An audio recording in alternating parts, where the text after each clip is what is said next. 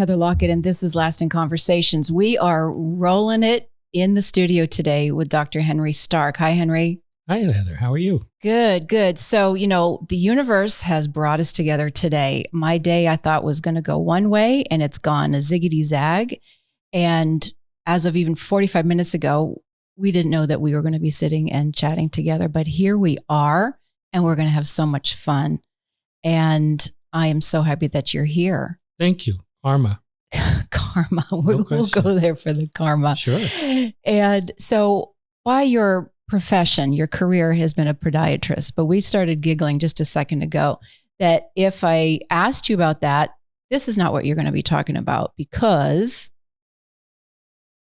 Well, life is filled with many turns. Life is filled with enjoyment, things that we've done in life. And as you know, our children grew up together. Our children did grow up together. And part of the giggle that we had is that we could talk about feet and podiatry.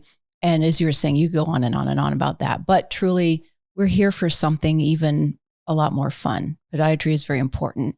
But like you said, our kids grew up together. Tomorrow I get to turn 60. And my kids, who are now grown, came down and we went through photos and photo albums and yearbooks.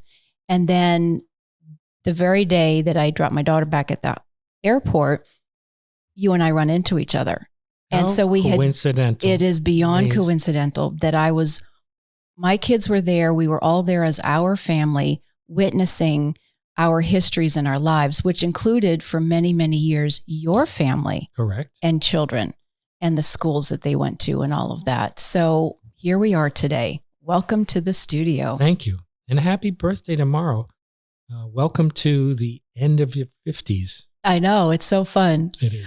Well, part of this too is we were going through all these pictures because of some downsizing. And we shared that too, that you had downsized out of your family home into a whole nother life, into a whole nother scenario. And mine is in a similar way. So looking at these pictures, and especially that they're printed and they're in books and albums, we can't take all of that with us. And that our kids are now off doing their own thing and they're in smaller apartments and stuff like that. So what do we take? What do we leave behind? But what remains in our heart? That was what my big takeaway was. And of course, again, no accident that you and I run into each other because we shared so many memories and we come from that heart space. This whole show, Lasting Conversations, is nothing but heart. And this is really what we're here to talk about. And I have a feeling you have something else bubbling inside you to bring forward, as we had also mentioned about community and things that are moving and changing and what is possible for our leaders and our communities. And I think even where our kids are going and what our potential grandchildren are going to be running into. So I'm turning 60. I have a whole nother 50 or 60 years ahead of us. You'll have a whole nother bank of time ahead of us. And so part of the things about getting rid of the photos is making room for the more memories, the new adventures. You used a word. My dad had this expression. He was from New York. Uh-huh. And he said, the only thing we're doing is making memories. And to a large part, that's true. We have a life. We live it. Children are our legacy. And we learn from the older people. They've walked the earth before us. That's right. And there's so much we can learn from them. We were fortunate that our children had met in school, pre-K, I believe. Yep. And we shared birthdays and parties and lots of pizza. So much pizza and burgers and hot dogs. My wife was the Fufka, the manager, as we used to call her. She was the one that organized everything. I was the one that cleaned up and helped out. That's right. But she was the driving force behind the 5 kids. And you said it. It's the memories that we leave behind and the legacy and the time that the children will then be able to take with them. Right. With digitalizing the pictures, you'll always have them with you. And you can forego the albums and keep them, and the memories will always be safe in your heart anyway. That's so true. And what I remember hanging out at your house or at the schools and stuff is chaos, but controlled chaos. And of course, your wife all of us moms were trying to just reel it in. But there was fun and noise and mess. And that was the fun part. No question. That was the fun part. 5 kids from my household and whoever else my wife had invited. I remember my wife had her 10th high school reunion at the house, and in the field next to us, it was vacant.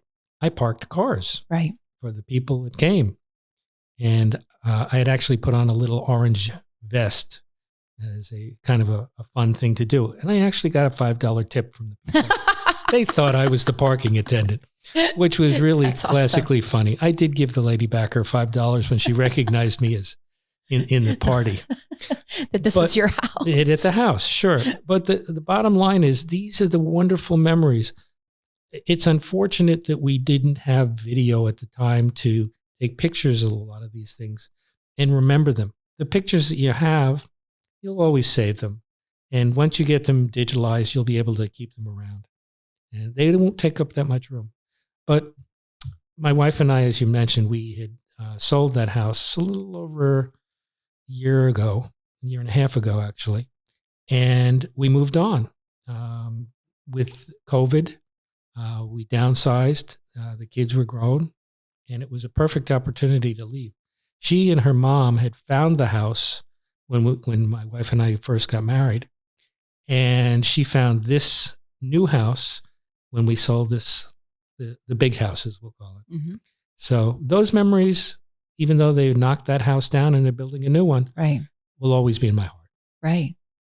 It just is. And as you said that about knocking it down, the family home that I grew up in, mostly I grew up in a few different places. We moved fairly often. But the main house that my brothers lived in and I lived in, that has been bulldozed as well.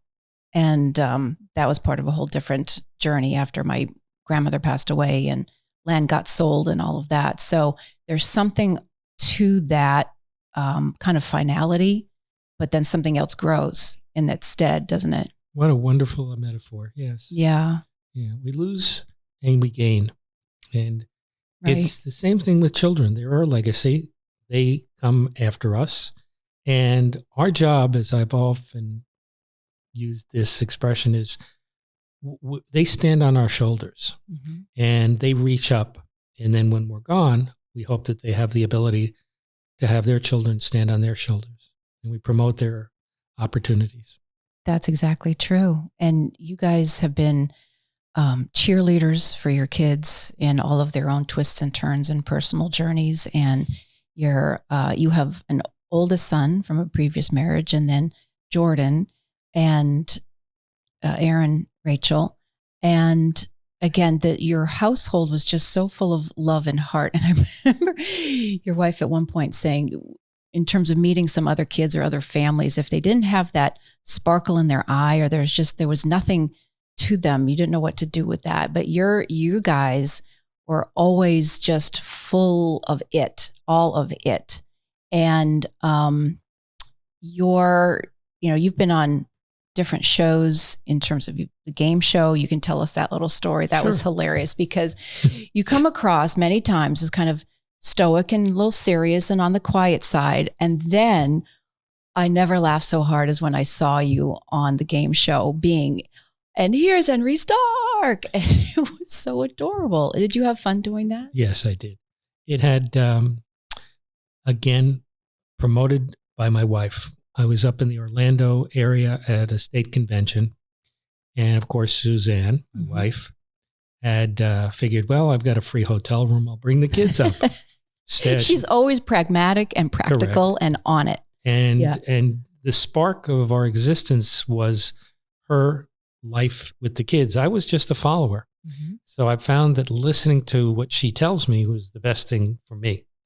And the Friday before the game show, the Who Wants to Be a Millionaire, she was at the MGM studios and they were passing out flyers. Please come, and it's going to be called Walk In and Win. Sure, just come on in and walk in and win $1 million. But she kicked me out of bed that next morning about 6 a.m, and I went and I found the studio where it was going to be. and myself and 5,000 people were online. And out of the 5,000 people, 3,500 were allowed to go in with blue wristbands to the Indiana Jones Amphitheater. And out of those, 325 were selected from a drawing to be the studio audience. Out of those 325 of us, 8 actually got on the show, and they supposedly picked us at random. Having had that type of a incredibly lucky experience has led me to believe that there's nothing lucky in life other than things that are ordained, things that are supposed to be. And you mentioned in the beginning of this podcast that you and I had seen each other after not seen each other for years. Years, yeah. And so there's something about paying attention to things in life and giving things over to fate. I think that's very true. And so I know you have some stories about that actual game show, but Sure. more importantly is, where else have you found those moments of kismet where things just, you kind of bob? I have a thing called Kamsu. Kamsu, you can't make this stuff up. CMTSU. There's synchronicity, and then there's, wow, like the bop on the head. Like, you can't make this up. This is extraordinary. Interesting you bring that up. Yeah. I was fortunate enough in 1968 to be an exchange student to Mexico, as were 2 other classmates of mine from a tiny town in eastern Long Island, Santa Mauritius. 2,500, 3,000 people. It's a very tiny town. And one of the other students from my class, his name was Jay, was also in Mexico. And we hadn't seen each other. It was December. It was around Christmas time. I had been taken by the family about 2,500 miles from where we were living to Acapulco. And unbeknownst to me, the last day of our vacation around Christmas time, I figured I'd take a last walk on the beach. And as I'm walking on the beach, up walks Jay from my high school. What are you doing here? Well, what are you doing here? It was incredible. You talk about kismet. And I told the family, this is, again, an embarrassing story. I had asked Jay, what are you doing here? And he said, well, he had met 2 college students from the University of Iowa and 2 from the University of Toronto, and they were living in a little 1-room shack through all of their clothes and things there, and just living on the beach. They'd been there for a few days, and I said, I got to do this. So I went back to the family, and I told them, and they said, well, sure, but you're going to have to call your parents. So from Acapulco, I called my mom and dad, and they weren't home. So the family said, well, what did they say? I said, oh, yeah, they said it's okay. Uh-huh. So for the next week, I lived on the beach as like a bum, stayed at in the chaise lounges in front of the hotels. The fun that I had there was just extraordinary. The game show, how do these things happen? I've had the opportunity to, as you mentioned, I'm a podiatrist. I've operated on some of the most famous people and their parents. Mm-hmm. Probably one of the most, and I'm not supposed to say the name. You don't need to do that. But one of the most famous attorneys that anybody has ever heard of. His mother had come in as a patient, had a different last name. She had remarried. I didn't know who she was.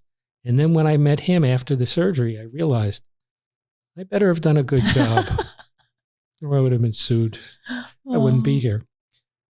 There was that. There were some very famous tennis players, young girls, let's leave it at that, mm-hmm. who came in as patients. I've just had an amazing, amazing life, and I'm just very blessed. So, well, I love these little stories, and that you never know whose path we're about to cross. We really don't. And the importance of being in the right place at the right time to help somebody. And it doesn't matter. Yeah, we can get starstruck, but they need a good doctor or a good psychiatrist or a good podcaster or whatever it is that we all do, because we're all in this together. So that's just wonderful. One of my little burning questions is, you have brilliant children. We all have brilliant children in their own way. But your son, Jordan, who grew up with an auditory issue. And of course, as we're bringing up our kids who are differently abled than the mainstream, that we usually carry a worry. Your mother, she worries. Mm-hmm. So we do. But his gift, how did he get into like nano quarks, award-winning, forward future science extraordinary? I mean, the abilities that he's tapping into, I think you had mentioned here with Richard, the producer here, said, well, you're an engineer. Now, I didn't realize that. I knew of you as a doctor, but really, you're an engineer. So I want to hear all about these fun things. I don't think we have time for all of this. Well, Heather, let's time travel and quantum warp, and we can fit it in. How about that? You're so special. Let's start with Jordan. Jordan is my wife and I had our first child, and he was perfect in every way. Mm-hmm. And by the time he was about 3 years old, I remember coming home and saying, Jordan, and he'd be watching television and wouldn't turn around. Ultimately, we found out that he was deaf. He's what is characterized as severe to profoundly deaf, which is one stage away from completely deaf. And my wife, Suzanne, had spearheaded the effort to get him into every single speech therapy, every single hearing aid that he could possibly get, fought for him in terms of the IEPs in school. Mm-hmm. And it was a team effort. And he graduated one of the top kids from Suncoast in 15 years ago or so, and went on to a college in California called Caltech. When I went out there with him in what was called the pre-frosh weekend, Suzanne insisted that I make sure that if he goes there, he's going to get into the best dorm, the quietest dorm. He chose instead to have the loudest, most raucous dormitory. Mm-hmm.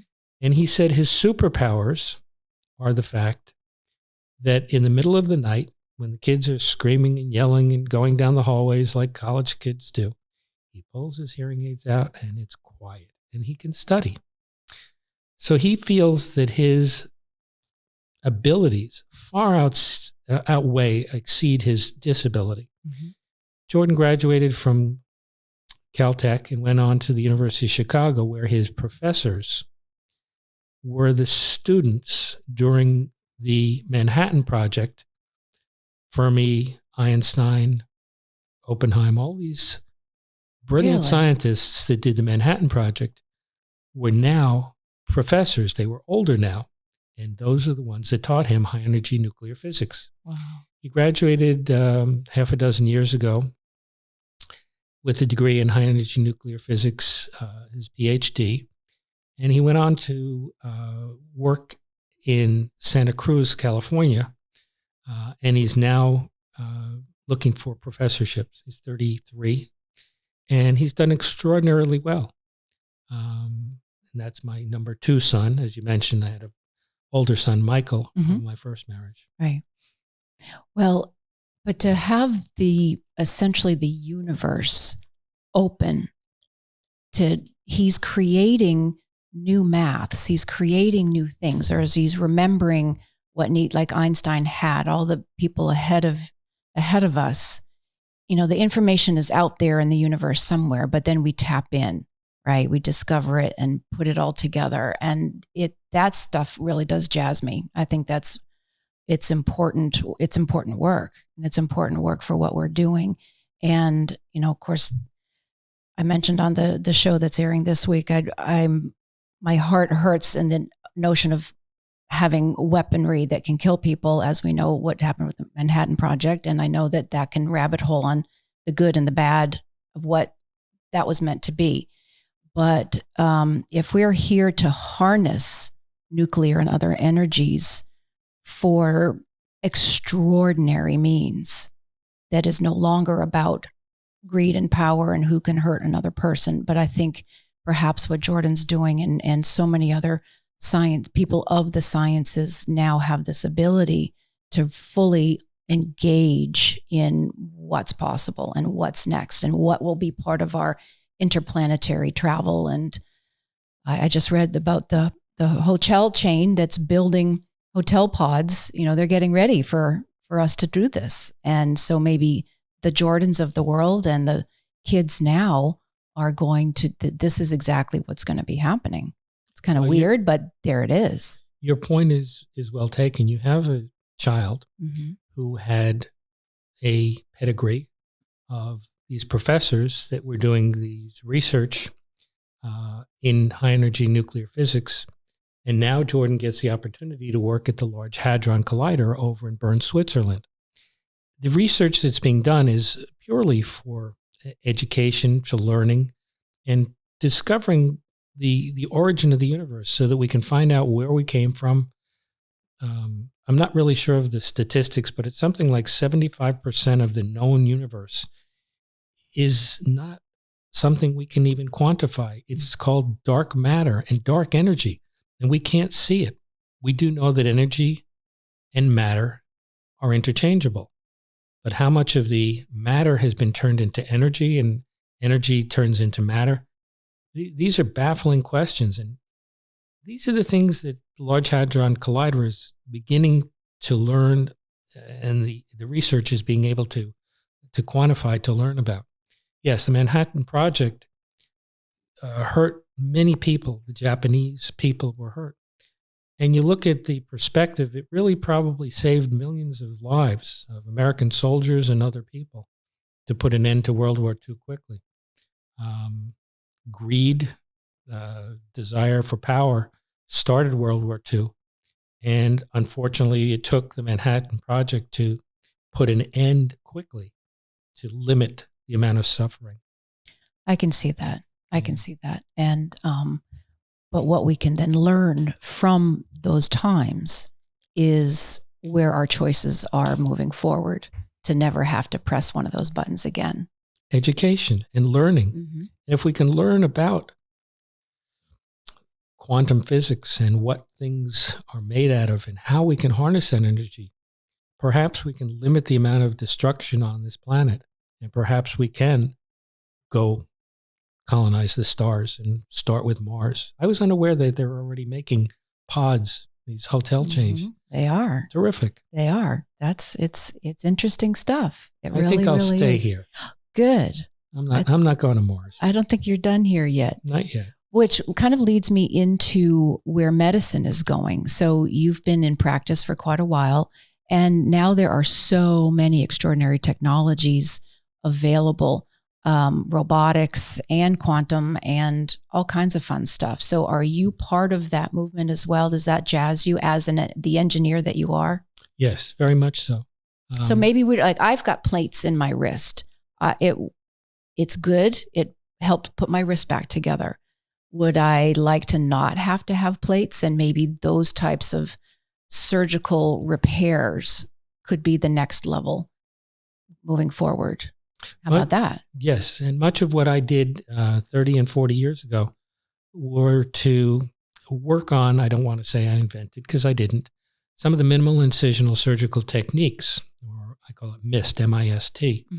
And some of these minimal incisional surgical techniques can be utilized well in the foot, whereas today's graduate podiatrists, 3-year training, can operate shoulders and head and shoulders around me in terms of putting in plates and screws and pins and hundreds of devices. The bottom line is, if you minimize the amount of material that you place into the human body to allow the body to heal itself, it's okay. That's not a bad thing. And that's one of the areas that I have worked on, perfected in my own practice, was to be able to do that without external fixation, without internal screws and plates. They're necessary when bones are apart. But if you need correction, it can be done and allow the body to heal without screws and plates. So yes, does it jazz me? Oh my goodness, yes. And it's amazing because the kids that are coming out today, they don't know about a lot of this. And all they know is what they were taught, which is if you can put 2 screws in, use 4. And if you could put 4 in, put another plate.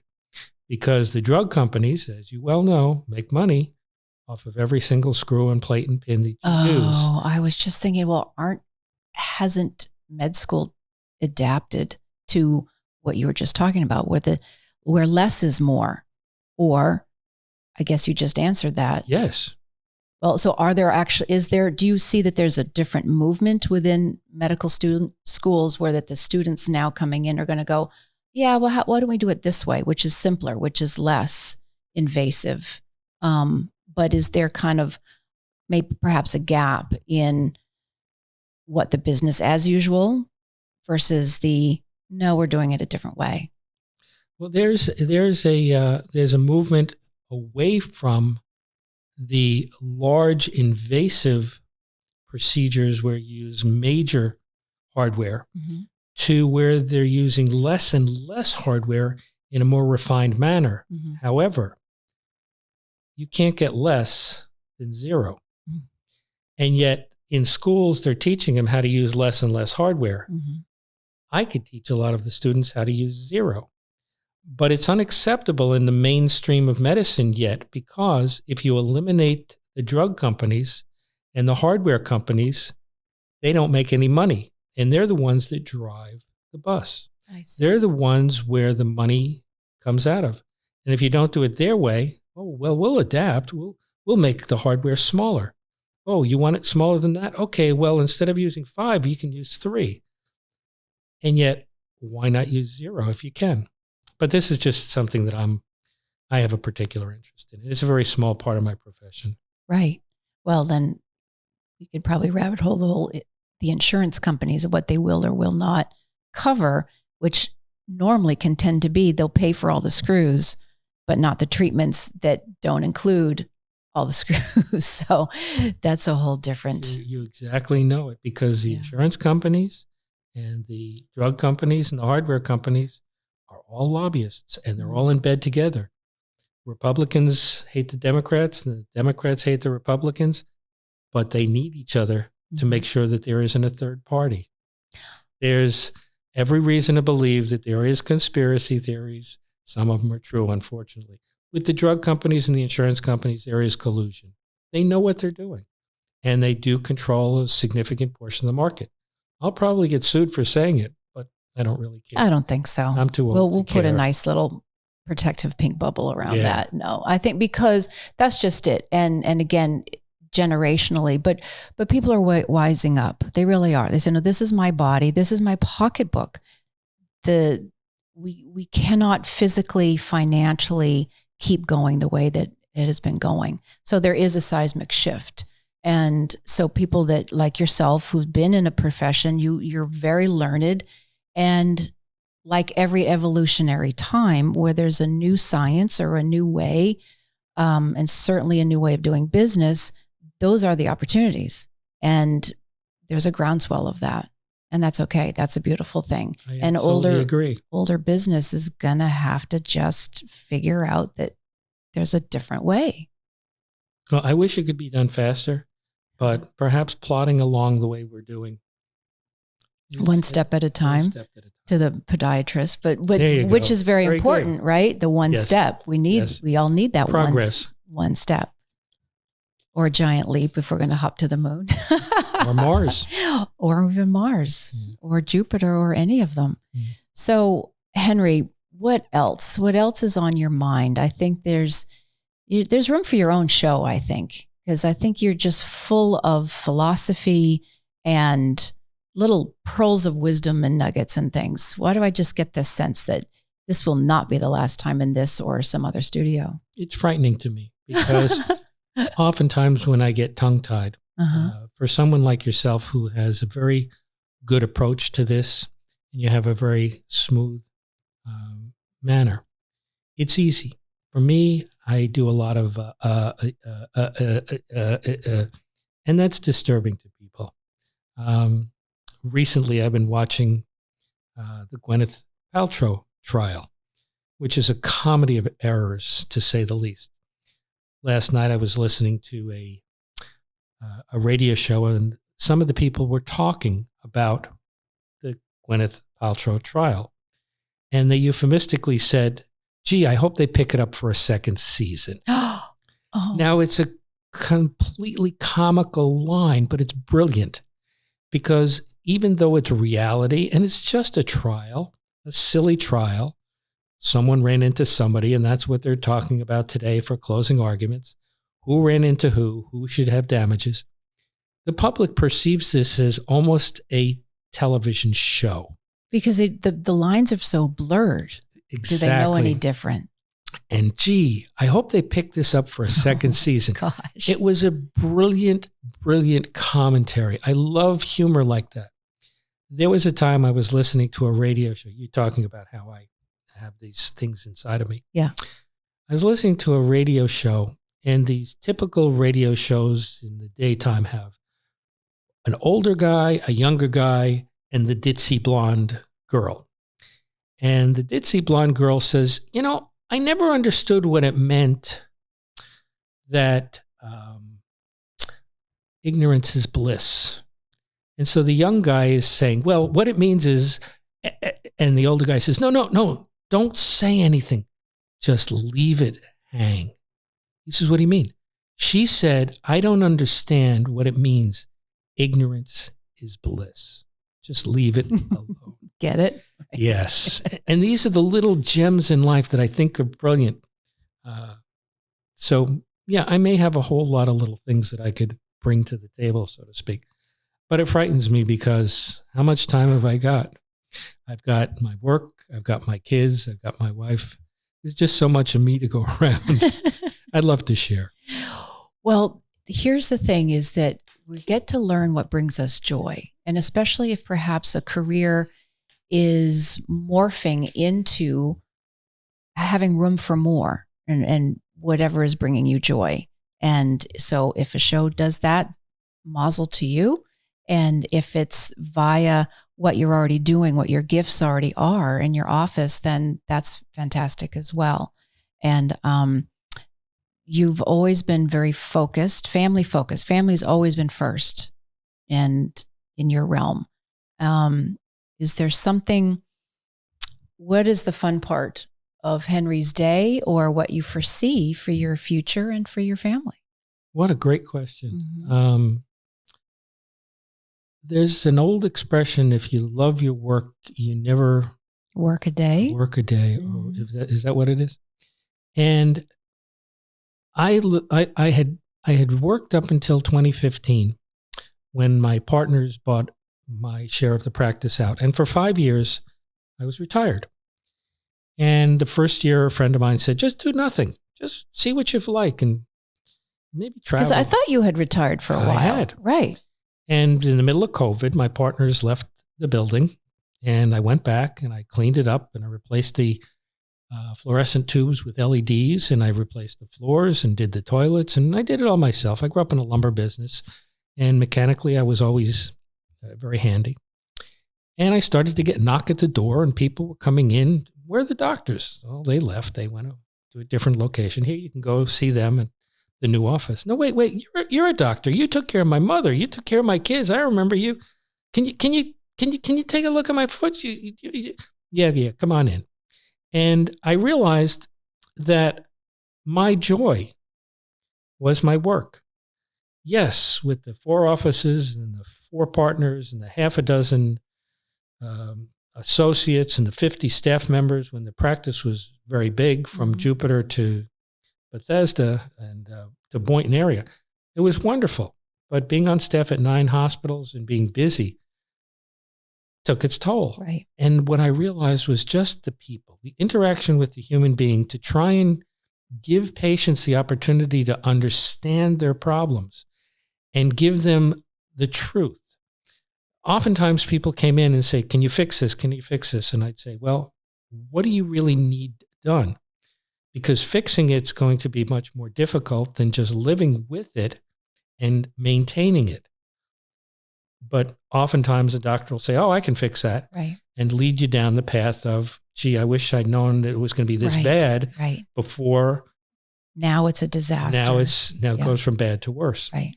So this is the joy that is in me that that I love the most. Going home at night, being with my wife and my kid. My daughter, Rachel, is still at the house. It's the most fun is what I do, helping people. Mm-hmm. And that, to me, brings me the most joy. To answer that simple question, what brings me the most joy? Helping people. Yes. And this show will help people. I hope so. And you help people all the time, just being you. Thank you. And I know you're helping your community, and it's a beautiful thing, Henry Stark. Thank you. And we don't want to forget Harrison. I mentioned the other kids, but you have your Harrison as well. And he's off at college, and you guys still you're a hum of a hive of a household. Well put. Harrison is every bit the clone of my wife. In terms of his personality, he is brilliant beyond his years. Of all the 5 kids, Harrison has had perhaps the best opportunity to progress. He's an old man already in terms of his maturity. He's going to be going to Japan with his girlfriend, and he's only 19. He's making a trip on his own. And of course, I'm nervous. Mm-hmm. I'm frightened that he's going to have a problem, but he seems to be very confident.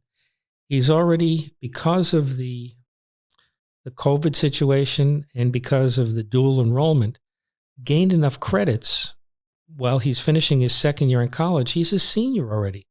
This is astounding how these kids have progressed. I know to the kids today, it's blah, blah, blah. This is what we do. You old fogies don't know what you're doing. We know what we're doing. Every generation has said the same thing. Every single one. And we need to learn that our parents used to say, you don't know what you're doing. Well, none of us do. That's what we're here for, is to teach the younger children. And Harrison has gotten the opportunity that the other kids have had to go to college. And yet he's really made the best of it. Jordan is beyond his abilities in terms of genius. Yes. Second son there, or the middle child, Aaron, is finishing up his second postgraduate year doing pediatric oncology. He'd gotten his medical degree from Temple University.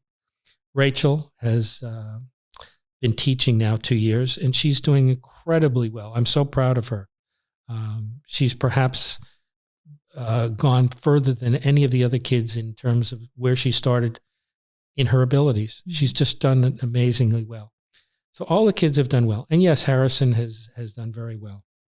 That just warms my heart, because, and that gets into, well, the crux of the show and your family, but that they're here to be next level, next generation of what is possible, whether it's the quantum physics that's extraordinary, but it goes back to the people, because we're team human. I'm team human, you're team human.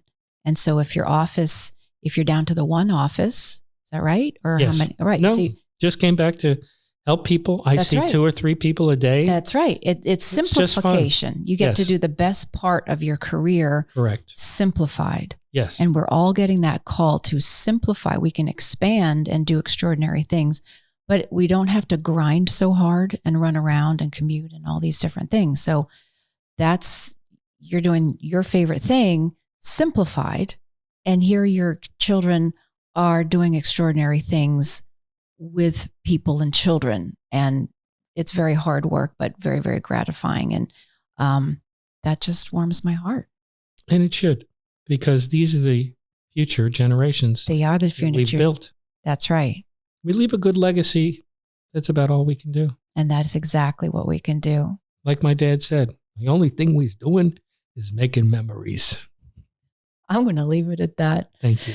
Dr. Henry Stark, thanks so much for just dropping in. Thank you, Heather. And spinning on the planet with me today. And thank you for listening, everybody. Please be sure to like, follow, review, and share this podcast. And if you'd like to be part of the conversation, please send emails to podcast@lastingconversations.com and follow us on Facebook. This is Lasting Conversations. We get to the heart of everything.